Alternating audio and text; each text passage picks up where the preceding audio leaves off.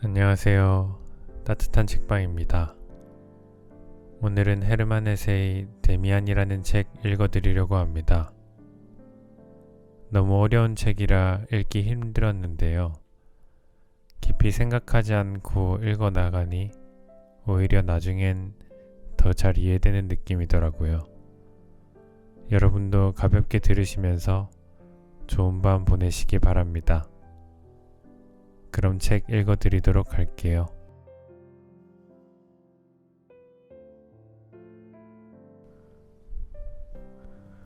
두 세계. 내가 10살이고 작은 도시의 라틴어 학교에 다니던 시절의 체험 하나로 내 이야기를 시작하려 한다. 그 시절로부터 짙은 향기가 밀려와 속에서부터 아픔과 기분 좋은 전율로 마음을 뒤흔든다. 어두운 골목들과 환한 집들, 탑들, 시계치는 소리와 사람들 얼굴, 편안함과 따뜻한 쾌적함으로 가득 찬 방들, 비밀과 무시무시한 유령의 공포로 가득 찬 방들, 따뜻하고 비좁은 방의 냄새, 토끼와 하녀들의 냄새, 가정 처방약 냄새와 마른 과일 향기가 난다. 그곳에서는 두 세계가 뒤섞였다. 밤과 낮이 두 극으로부터 나왔다. 한 세계는 아버지의 집이었다. 그 세계는 협소해서 사실 그 안에는 내 부모님밖에 없었다. 그 세계는 나도 대부분 잘 알고 있었다. 그 세계의 이름은 어머니와 아버지였다. 그 세계의 이름은 사랑과 엄격함, 모범과 학교였다. 그 세계에 속하는 것은 온화한 광채, 맑음과 깨끗함이었다. 그곳에는 부드럽고 다정한 이야기들, 깨끗이 닦은 손, 청결한 옷, 좋은 관습이 깃들여 있었다. 그곳에서는 아침에 찬송가가 불려졌다. 그곳에는 성탄절 잔치가 있었다. 곧바로 미래로 이어지는 곧은 선과 길이 그 세계 속에 있었다. 의무와 책임, 양심의 가책과 고해, 용서와 선한 원칙들, 사랑과 존중, 의무와 책임, 양심의 가책과 고해, 용서와 선한 원칙들, 사랑과 존경, 성경 말씀과 지혜가 있었다. 인생이 맑고 깨끗하고 아름답고 정돈되어 있으려면 그 세계를 향해 있어야만 했다. 반면 또 하나의 세계가 이미 우리 집 한가운데서 시작되고 있었는데 그것은 온전히 다른 세상이었다. 냄새도 달랐고 말도 달랐고 약속하고 요구하는 것도 달랐다. 그 두 번째 세계 속에는 하녀들과 직궁들이 있고 유령 이야기들과 스캔들이 있었다. 무시무시하고 유혹하는 무섭고 수수께끼 같은 물건들, 도살장과 감옥, 술 취한 사람들과 악쓰는 여자들, 새끼 낳은 암소와 쓰러진 말들, 강도의 침입, 살인, 자살 같은 일들이 있었다. 아름답고도 무시무시한, 거칠고도 잔인한 그 모든 일들이 사방에 바로 옆 골목, 바로 옆집에서 있었고 경찰 끈앞풀들과 불황자들이 돌아다니고 있었다. 주정뱅이들은 아내를 패고 저녁 되면 젊은 여자들의 무리가 뒤엉켜 공장에서 꾸역꾸역 나왔다. 늙은 여자들은 누군가에게 요술을 걸거나 병이 나도록 할 수 있었다. 숲에는 도둑대가 살고 있었다. 방화자들은 뒤쫓는 경관에게 잡혔다. 어디서나 어머니 아버지가 계시던 우리 집안에서만 빼고는 어디서나 이 격렬한 두 번째 세계가 솟아나오고 향기를 뿜었다. 그리고 그것은 아주 좋았다. 여기 우리 집에 평화와 질서, 안식이 존재한다는 것, 의무와 거리낌 없는 양심, 용서와 사랑이 존재한다는 것은 경이로웠다. 그리고 그 모든 다른 것들, 소란하고 요란한 것, 음침하고 폭력적인 것이 존재하며 그래도 그런 것들로부터 한 걸음이면 어머니한테로 피신할 수 있다는 것도 경이로웠다. 그리고 가장 기이했던 것은 그 경계가 서로 닿아 있다는 사실이었다. 두 세계는 얼마나 가까이 함께 있었는지. 예를 들면 우리 집 하녀 리나는 저녁 기도 때 거실 출입문 옆에 앉아 씻은 두 손을 매끈하게 펴진 앞치마 위에 올려놓고 밝은 목소리로 함께 노래 부르는데, 그럴 때 그녀는 아버지와 어머니, 우리들, 밝음과 올바름에 속했다. 그 후 곧바로 부엌에서 혹은 장작을 쌓아둔 광에서 내게 머리 없는 난쟁이들 이야기를 들려주거나 푸주안의 작은 가게에서 이웃 아낙네들과 싸움을 벌일 때 그녀는 딴 사람이었다. 다른 세계에 속했다. 비밀에 에워싸여 있었다. 그런데 모든 것이 그랬다. 나 자신이 가장 심하게 그랬다. 물론 나는 밝고 올바른 세계에 속했다. 나는 내 부모님의 자식이었다.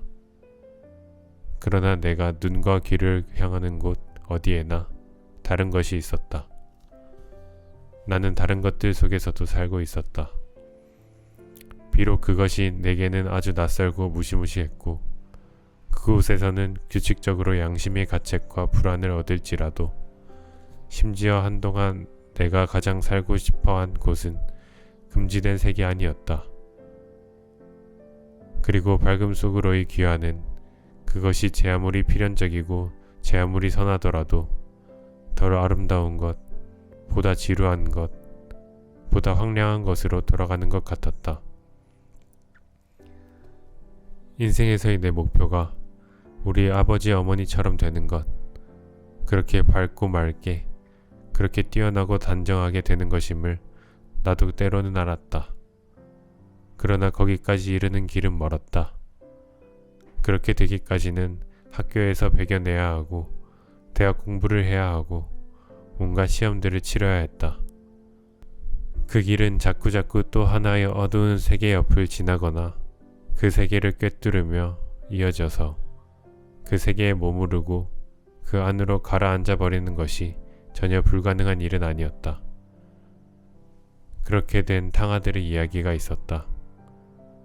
그런 이야기들을 나는 열정을 가지고 읽었다.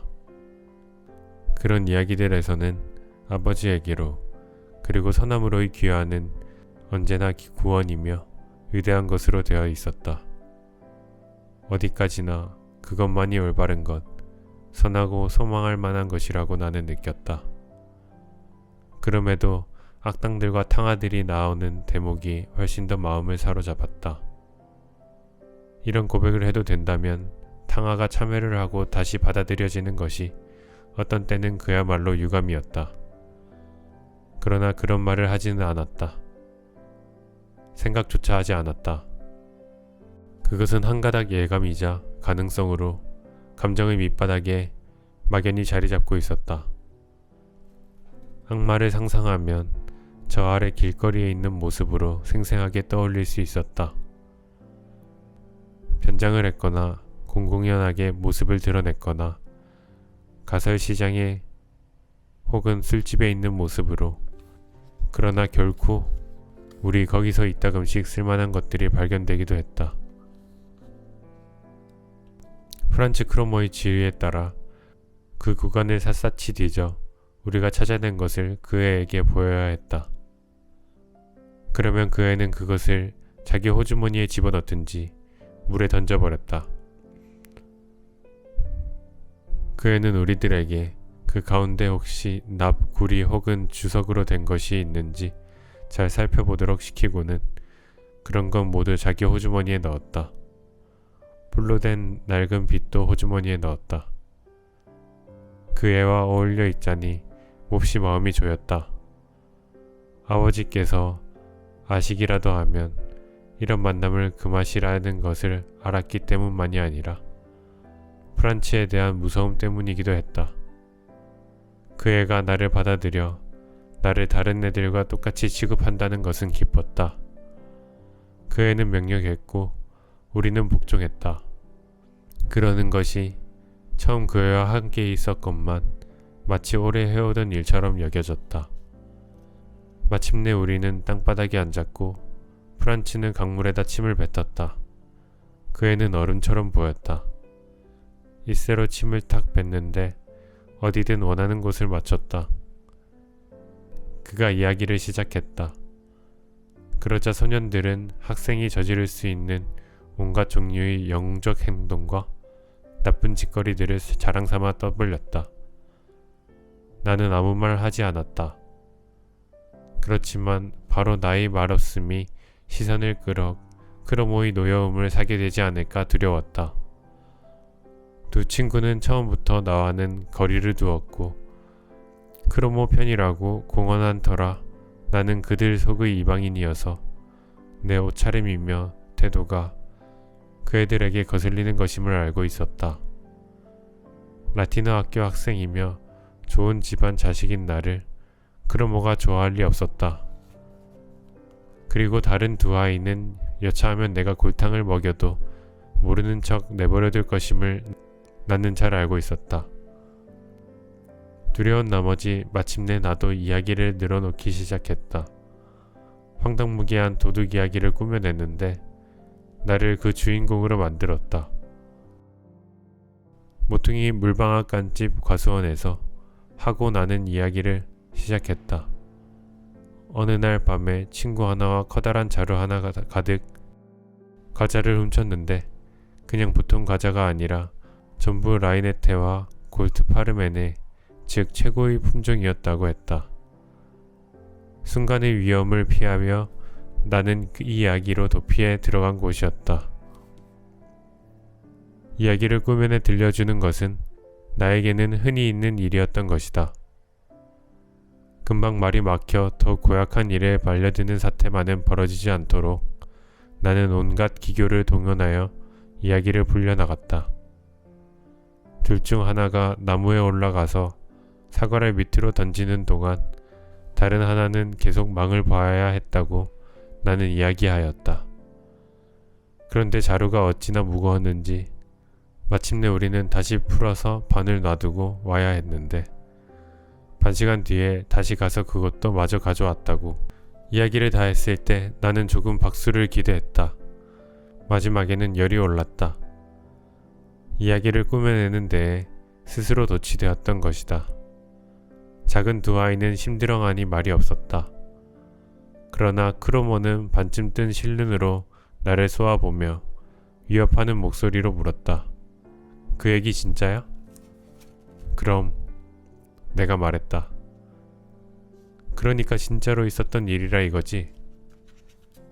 그래, 진짜로 있었던 일이야. 속으로는 겁이나 숨이 막히는 것 같은데도 나는 고집스럽게 단언했다. 맹세할 수 있어? 나는 몹시 놀랐지만 즉시 그렇다고 했다.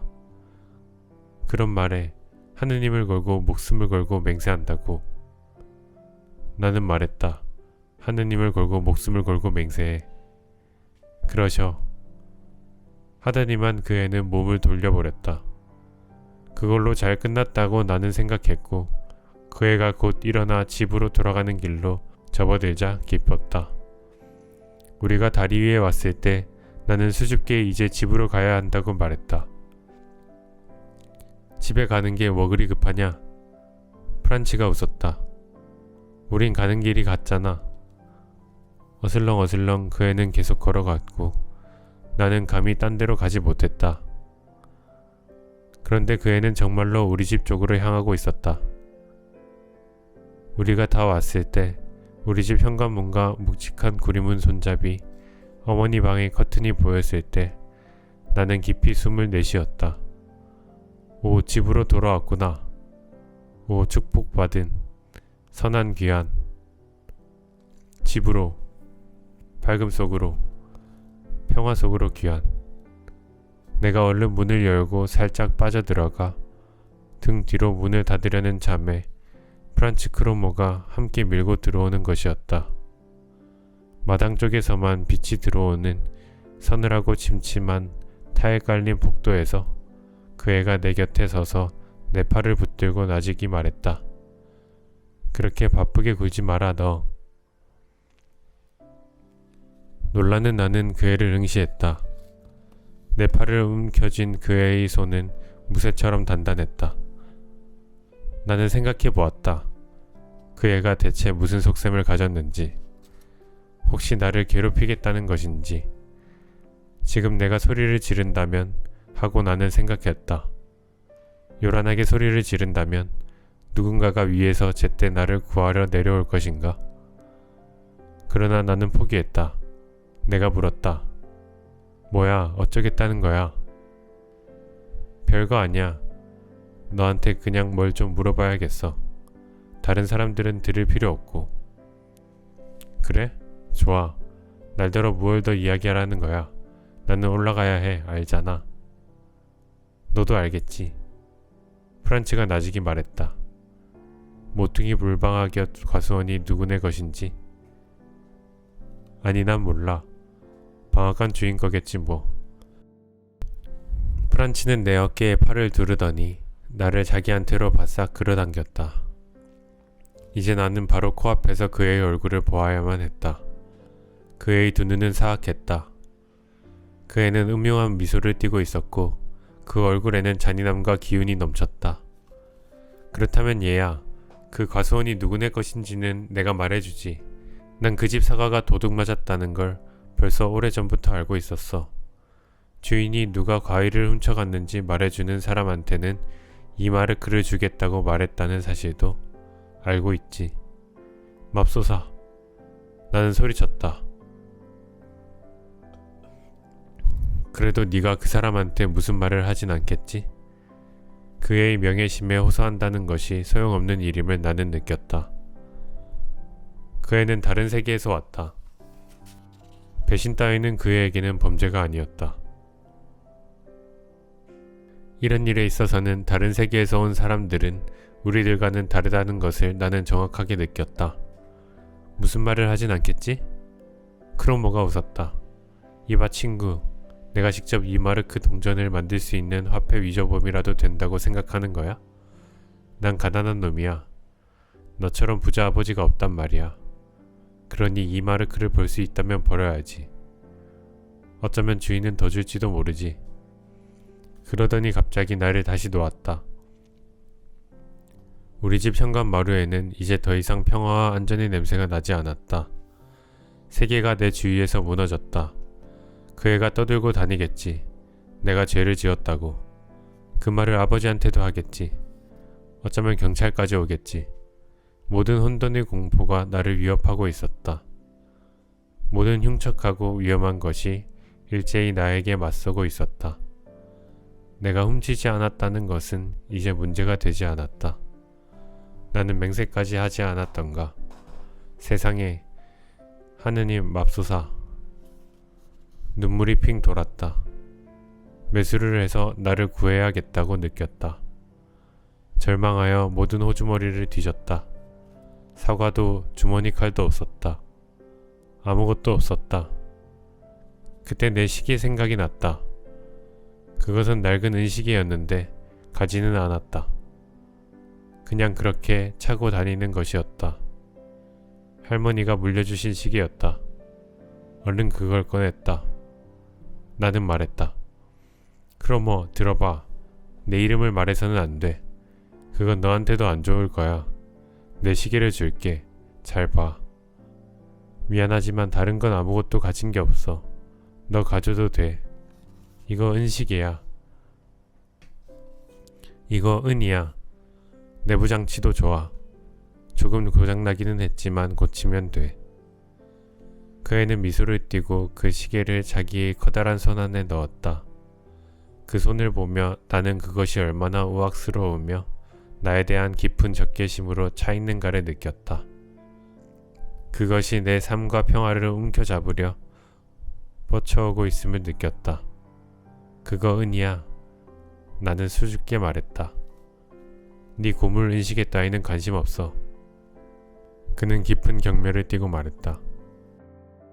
너나 고쳤어. 하지만 프란츠, 나는 그가 휙 가버리지 않을까 하는 두려움에 떨며 외쳤다. 잠깐만 기다려. 이 시계 가져. 정말 은희야. 진짜란 말이야.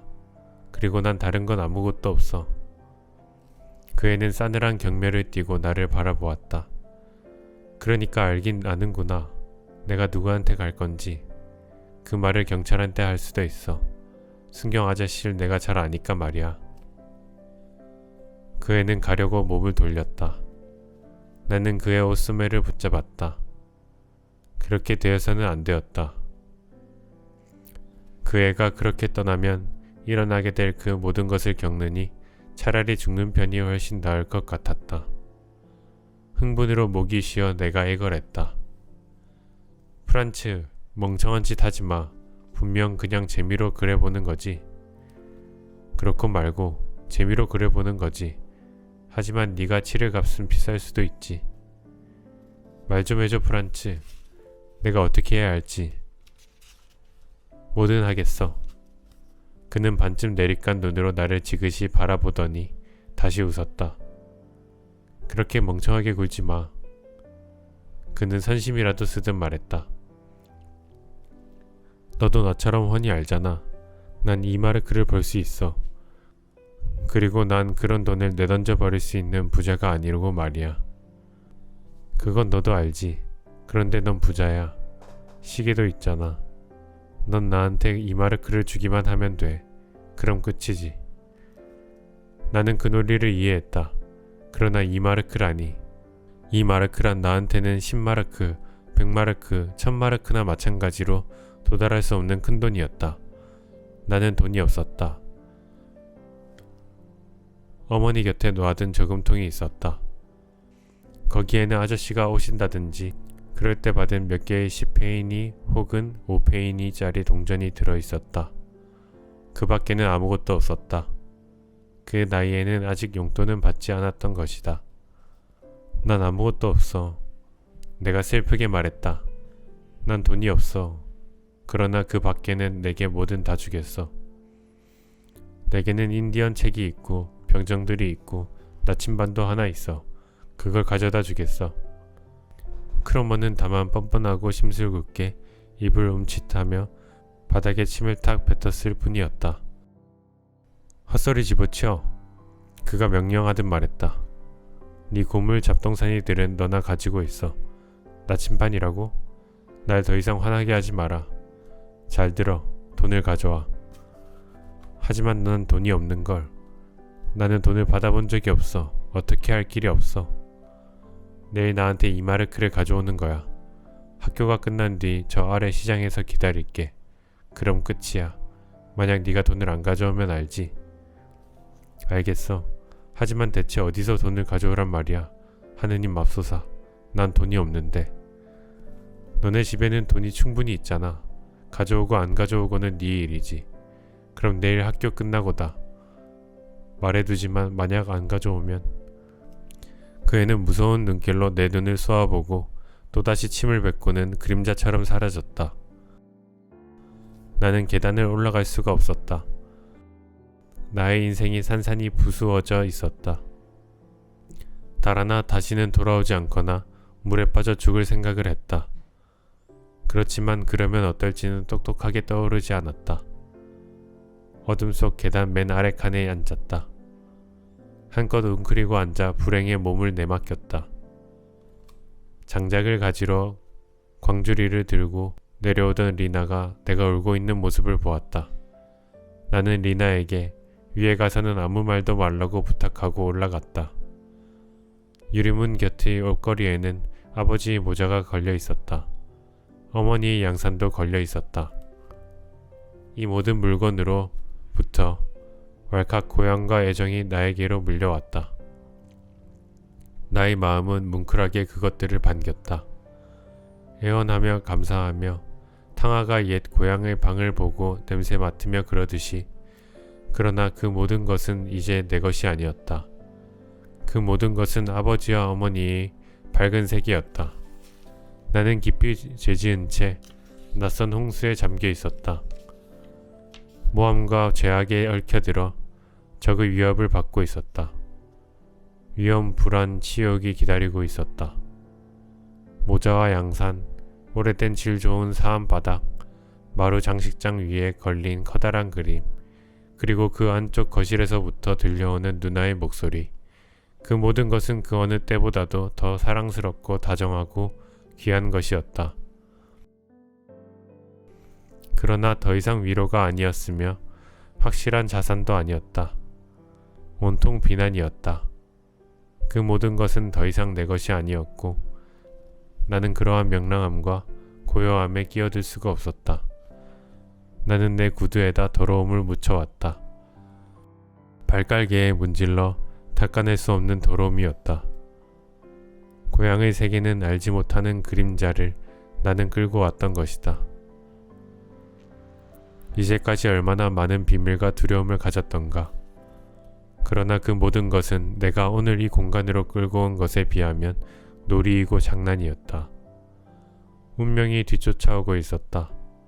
어머니가 알아서는 안 되는 손들이, 그 앞에서는 어머니도 나를 보호할 수 없는 손들이 나에게로 뻗쳐오고 있었다. 이제 내 범행이 절도였든 거짓말이었든 나는 하느님과 목숨을 걸고 거짓 맹세를 하지 않았던가? 그것은 마찬가지였다. 나의 죄악은 이것이나 저것이냐가 아니었다. 나의 죄악은 내가 악마에게 손을 내밀었다는 사실 자체였다. 왜 나는 함께 갔던가? 왜 나는 일찍이 아버지 말에 귀 기울인 것보다 더 크로모인 말에 귀를 기울였던가? 왜 나는 저 도둑질 이야기를 지어내고 영웅적 행위라도 되는 양 범행을 뽐냈을까? 이제 악마가 내 손을 잡았다. 이제 적이 나를 뒤쫓고 있었다. 한순간 나는 더 이상 내일의 공포를 느낀 것이 아니라 무엇보다도 나의 길이 이제 점점 더 비탈로 암흑 속으로 빠져 들어가고 있다는 무서운 확신을 느꼈다. 나는 똑똑하게 감지하고 있었다. 나의 잘못에 이제 새로운 잘못들이 뒤이어질 게 틀림없다는 것. 누이들 곁에 내가 나타나고 부모님께 인사하고 키스하는 것이 거짓이라는 것. 나는 똑똑하게 감지하고 있었다. 나의 잘못에 이제 새로운 잘못들이 뒤이어질 게 틀림없다는 것. 누이들 곁에 내가 나타나고 부모님께 인사하고 키스하는 것이 거짓이라는 것. 나만이 아는 운명과 비밀 하나를 지니게 되리라는 것을. 아버지의 모자를 보자 한순간 신뢰와 희망이 내 마음속에서 번쩍 떠올랐다. 아버지께 모든 이야기를 하리라. 아버지의 판결과 아버지의 처벌을 받아들이고 아버지를 내 비밀의 공유자이자 구원자로 만들리라. 그것은 내가 자주 감내해왔던 참회 하나에 불과하리라. 힘들고 가혹한 시간, 힘들고 후회에 찬 용서를 구함에 불과하리라. 이런 생각은 얼마나 달콤하게 들렸던가. 얼마나 아름답게 유혹했던가. 그러나 일이 그렇게 되지는 않았다. 내가 그러지 못하리라는 것을 나는 알고 있었다. 내가 지금 하나의 비밀을, 하나의 죄를 지니고 있으며 그것은 나 혼자 스스로 삼켜내야 한다는 것을 알고 있었다. 어쩌면 나는 바로 지금 갈림길에 서 있는지도 몰랐다. 어쩌면 나는 이 시각부터는 영원히 나쁜 것에 소속되고 나쁜 사람들과 비밀을 공유하고 그들에게 종속되고 그들에게 복종하고 분명 그들 같은 사람이 되리라. 잠시 어른 행세를 영웅의 연기를 했었다. 이제 나는 그 결과를 감당해야 했다. 내가 방으로 들어섰을 때 아버지께서 내 젖은 구두만 보신 것이 나에게는 다행이었다. 그것이 관심을 돌려 아버지는 더 나쁜 것을 알아차리지 못했다. 그 정도 비난은 견딜만 했다. 그 비난을 나는 남몰래 다른 것과 연관시켰다. 그때 마음속에서 이상하게도 새로운 느낌 하나가 불꽃처럼 번뜩였다. 뽑히지 않는 미늘들이 가득 박힌 듯한 날카롭고 불길한 느낌이었다. 나는 내가 아버지보다 우월하다고 느꼈던 것이다. 한순간 아버지의 무지에 대해 약간의 경멸을 느꼈던 것이다. 젖은 정화에 대한 비난은 내게는 소소해 보였다. 아버지가 아신다면 하고 나는 생각했는데 살인죄를 고백해야 되는 판에 조그만 빵 하나 훔친 죄로 신문을 받는 범죄자처럼 내 자신이 느껴졌던 것이다. 그것은 추악하고도 꺼림칙한 느낌이었다. 그러나 강렬했으며 깊은 매력을 지니고 있었다. 그 느낌은 그 어떤 다른 생각보다도 더 단단하게 내 비밀과 죄에 나를 결박하였다. 어쩌면 지금쯤 그 크로모 녀석은 벌써 경찰한테로 가서 내 이름을 댔겠지. 천둥번개가 이제 내 머리 위로 몰려오지. 여기까지 이야기한 이 모든 체험에서는 이 순간이 중요한 순간이다. 그것은 아버지의 신성함에 그어진 첫 칼자국이었다. 내 유년 생활을 떠받치고 있는, 그리고 누구든 자신이 되기 전에 깨트려야 하는 큰 기둥에 그어진 첫 칼자국이었다. 우리들 운명이 내면적이고 본질적인 선은 아무도 보지 못한 그런 체험들로 이루어진다. 그런 칼자국과 균열은 다시 늘어난다. 그것들은 치료되고 잊혀지지만 가장 비밀스러운 방 안에서 살아있으며 계속 피 흘린다.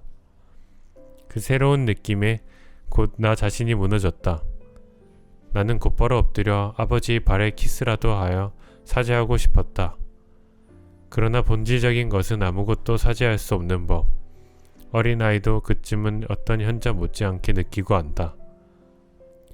내 일에 대해 곰곰이 생각해보고 내일 일에 대해 이리저리 궁리해 볼 필요성을 느꼈다. 그러나 나는 거기에 이르지 못했다. 저녁 내내 나는 오로지 우리 거실이 달라진 공기에 익숙해지느라 여념이 없었다. 벽시계와 테이블, 성경과 거울, 벽에 붙은 책 선반과 그림들이 말하자면 나에게 이별을 구하고 있었다. 나의 세계가, 행복하고 아름다운 나의 삶이 과거가 되며 나로부터 떨어져 나가는 것을 나는 얼어붙는 가슴으로 바라보고 있어야 했다. 그리고 내가 빨아들이는 새 뿌리가 되어 바깥에 어둠과 낯선 것에 닻을 내리고 붙박혀 있는 것을 감지해야만 했다. 처음으로 나는 죽음을 맛보았다. 죽음은 쓴맛이었다. 왜냐하면 그것은 탄생이니까.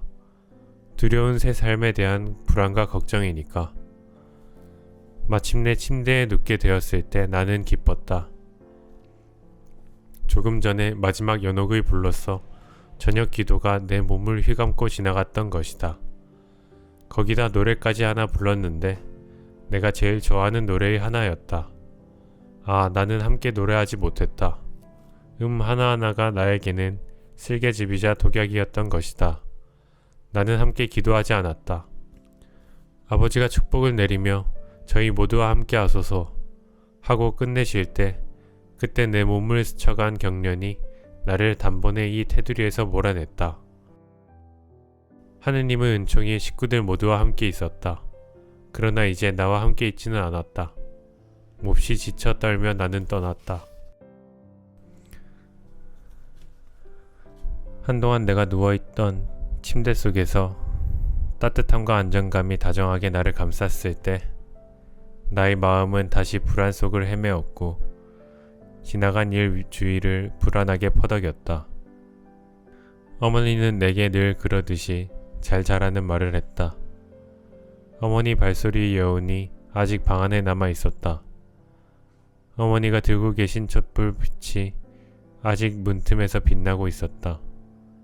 지금 어머니가 다시 한번 되돌아오시면 어머니는 느끼신 것이다. 나에게 입맞춤을 하시며 물으시겠지. 너그럽게 희망을 주시며 물으시겠지. 그러면 나는 울겠지. 그러면 내 목에 걸린 돌덩이가 녹겠지. 그러면 나는 어머니를 껴안고 어머니께 말하겠지. 그러면 만사는 해결인데. 그러면 구원인데. 문틈이 다시 어두워지고 나서도 또 한동안 나는 귀 기울이며 생각했다. 그런 일이 일어나리라. 꼭 일어나리라고. 그 다음 나는 당면 문제로 되돌아와 나의 적의 눈을 응시했다. 그의 모습이 또렷하게 보였다. 그는 실눈을 하고 있었고 입가에는 야비한 웃음이 감돌았다. 그리고 내가 그를 바라보며 피할 수 없는 일을 속으로 삼킴에 따라 그는 더 커지고 더 추해졌다. 그의 사악한 눈은 악마처럼 번뜩였다. 그는 내가 잠들 때까지 바짝 내 곁에 있었다. 그러나 잠든 다음 그의 꿈을 꾸지는 않았다. 오늘에 대해서도 꿈꾸지 않았다. 꿈에 보이는 것은 우리가 부모님과 누이들과 내가 한 배를 타고 가는데 온통 휴일의 평화와 광채가 우리를 에워싸는 것이었다. 한밤중에 깨었는데 그때까지도 그 행복의 뒷맛이 느껴졌고 누이들의 흰 여름옷이 햇빛 속에서 빛나는 모습이 보이는 것이었다. 그러고는 모든 낙원으로부터 다시 현실 속으로 떨어져 들어갔고 다시 나는 사악한 눈을 가진 적과 마주 서 있었다. 아침에 어머니가 급히 오셔서 벌써 늦었다고 왜 아직도 잠자리에 누워있느냐고 소리치셨을 때 나는 안색이 좋지 않았다. 어머니가 어디 아프냐고 물으시자 토하고 말았다. 토하고 나니까 좀 나았다. 나는 몸이 약간 아플 때 아침 내내 카밀레 찻잔을 곁에 놓고 누워 옆방에서 어머니가 방을 치우는 소리, 리나가 바깥 복도에서 고기 팔러 온 사람과 주고받는 말을 듣는 것을 몹시 좋아했다. 학교에 가지 않는 오전은 무언가 마력적이고 동화적인 것이었다. 그럴 때 햇살은 방 안으로 어른어른 장난치듯 비쳐 들어왔는데 학교에서 초록 커튼을 따라 떨어졌던 그 햇살이 아니었다. 그런데 그것까지도 오늘은 만나지 않았으며 다른 음조를 띠고 있었다. 그래 차라리 죽어버렸으면. 그러나 나는 이미 자주 그랬던 만큼 단지 조금 몸이 아플 뿐이었고 그 정도로는 아무것도 되지 않았다. 그 정도는 학교 가는 일로부터 나를 보호해주기는 했지만 결코 11시에 시장에서 나를 기다릴 크로모로부터 나를 보호해주지는 못했다. 어머니의 다정함도 이번에는 위로가 되지 못했다. 귀찮고 미안한 마음만 들었다. 나는 곧 다시 잠든 척하며 곰곰이 생각했다. 아무것도 소용없었다. 11시에는 시장에 가 있어야만 했다. 그래서 나는 11시에 자리에서 일어나 다시 나아졌다고 말했다. 그런 경우에는 대개 다시 잠자리로 가거나 아니면 오후에 학교로 가야 했다. 나는 학교에 가고 싶다고 했다. 계획을 하나 짜놓았던 것이다. 돈을 안 가지고 크로모한테로 갈 수는 없었다. 내 작은 저금통을 가져와야 했다. 충분한 돈이 들어있지 않다는 건 알고 있었다. 어림도 없었다. 그러나 그래도 얼마는 되었다. 빈손보다는 조금이라도 들고 가는 것이 나으며 적어도 크로모를 달래기는 할 게 틀림없다고 직감으로 느꼈다. 양말바람으로 슬금살금 어머니 방으로 들어가 어머니 책상에서 내 저금통을 집어들었을 때는 기분이 나빴다. 그러나 어제 일처럼 나쁘지는 않았다. 가슴이 뛰어 숨이 막혔다. 계단 아래에 와서야 비로소 저금통이 잠겨있는 것을 발견했을 때도 여전히 가슴은 뛰고 있었다. 저금통을 깨트려 여는 것은 아주 쉬웠다. 막대 하나만 두 동강 내면 되었다. 그러나 부서진 자리를 보니 마음이 아팠다. 그곳으로 나는 비로소 도둑질을 한 것이었다. 그때까지 나는 다만 사탕이나 과일 같은 주전부리에 입을 댔을 뿐이었다. 그런데 이것은 비록 내 자신의 돈이지만 훔친 것이었다. 나는 크로모와 그의 세계에 다시 한 발자국 더 다가갔으며 이제부터는 일이 그렇게 시시각각 보기 좋게 내리막으로 가리라는 것을 느꼈고 거기에 저항했다. 그러나 악마가 데려간다 하더라도 이제 되돌아갈 길은 없었다. 나는 걱정스레 돈을 헤아렸다. 저금통 안에서는 그렇게 가득한 소리를 냈는데 손 안에 쥐고 보니 비참하게도 얼마 안 되는 액수였다. 65페니였다. 나는 저금통을 아래층 마루 밑에 감추고 돈은 손에 쥐고 집을 나섰다. 내가 이 문을 지났던 그 어느 때와도 다르게 위에서 누군가가 나를 불렀다. 부르는 것만 같았다. 얼른 그 자리를 떠났다. 아직 시간은 많았다. 달라진 도시의 골목들을 지나 본 적 없는 구름 아래로 나를 유심히 바라보는 집들을 지나 나에게 혐의를 두는 사람들을 지나쳐 살짝 돌아가는 길로 접어들었다. 도중에 학교 급부 하나가 가축시장에서 일탈러를 주었던 생각이 떠올랐다. 하느님이 기적을 행하셔서 나에게도 그런 일이 이루어지게 해달라고 기도하고 싶었다. 그러나 나는 이제 기도할 권리가 없었다. 설령 그럴 권리가 있었다 하더라도 저금통이 다시 온전해지지는 않았으리라. 프란츠 크로모는 멀리서 나를 알아보았다. 그렇지만 아주 천천히 나에게 다가왔고 나를 눈여겨보지 않는 듯 굴었다. 가까이 왔을 때 그 애는 자기를 따라오라고 명령하는 눈짓을 하고는 단 한 번 돌아보지도 않고 유유히 계속 갔다. 슈트러 가세를 따라 내려가 좁은 판자 다리를 지나 마침내 집들이 끝나는 곳에서 공사 중인 어느 건물 앞에 멈추었다. 그곳에서는 작업을 하지 않았다. 벽들이 문도 창문도 없이 앙상하게 서 있었다. 크로모는 나를 돌아다 보더니 안으로 들어갔고 나도 뒤따라 들어갔다. 그 애는 벽 뒤로 가더니 자기한테로 오라는 눈짓을 하고는 손을 내밀었다. 그거 갖고 왔지? 그 애가 싸늘하게 물었다. 나는 주먹을 쥔 손을 주머니에서 빼서 그의 펼친 손바닥에 돈을 쏟아 넣었다. 그 애가 헤아렸다. 마지막 5페이니짜리의 챙그랑 소리가 잦기도 전에 65페이니로군 하며 그 애는 나를 바라보았다. 그래, 나는 수줍게 말했다. 이게 내가 가진 전부야. 너무 적지. 잘 알고 있어. 하지만 이게 전부야. 더는 없어. 네가 좀 더 똑똑한 애인 줄 알았는데. 그 애는 거의 온화한 어조로 비난했다. 명예를 아는 남자들 사이에는 질서가 있어야지. 나는 정당하지 않은 건 아무것도 가지지 않겠어. 그건 너도 알겠지. 네 세부치들은 도로 가져가. 자, 딴 데 가면 애누리 없이 몽땅 받을 수 있어. 하지만 난 없어. 더는 없다고. 이건 내 저금통을 통째로 가져온 거야. 그거야 네 사정이지. 널 불행하게 만들 생각은 없어. 넌 나한테 아직 1마르크 35페이니 빚이 있어. 언제 내가 그걸 받지? 오, 반드시 줄게 크로모. 지금은 모르지만 어쩌면 곧 또 생길 거야. 내일 아니면 모레. 내가 이 일을 우리 아버지한테 말할 수 없다는 건 이해하겠지?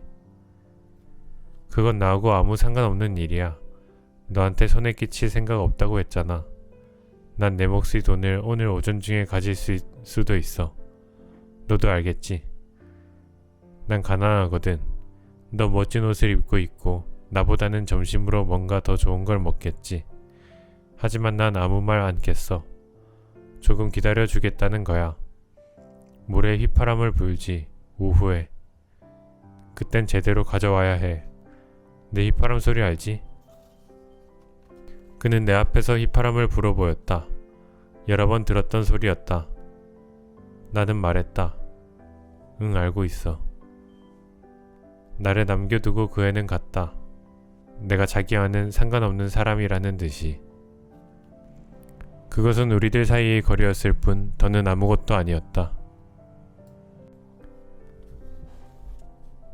크로모의 휘파람 소리가 갑자기 다시 들린다면 오늘일지라도 나는 놀라리라고 생각한다.